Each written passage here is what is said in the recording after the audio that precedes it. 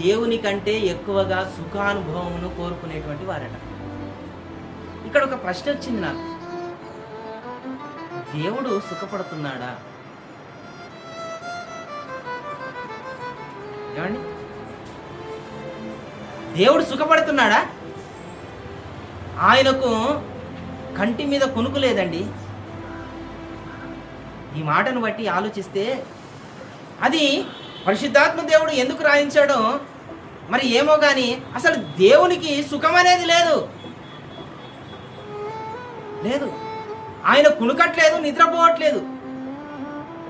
తన పిల్లలను కన్న దగ్గర నుండి ఇప్పటి వరకు కూడా ఆయన పని చేస్తూనే ఉన్నాడు.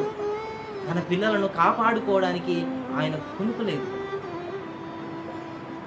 మరి అటువంటప్పుడు ఆయన సుఖపడుతున్నాడని ఏ విధంగా ఈరోజు మనిషి చెబుతున్నాడు?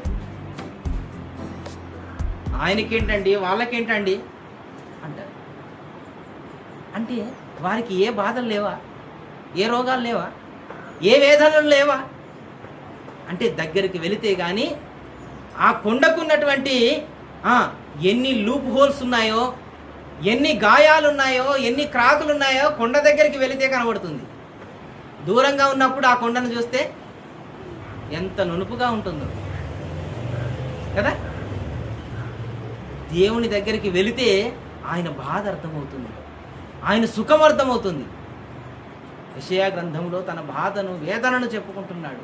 ఆకాశమా ఆలకించుము, భూమి చెవి యొగ్గుము, నేను నా పిల్లలను కని పెంచి పెద్ద చేస్తే ఈరోజు నా మీద తిరుగుబాటు చేశారు.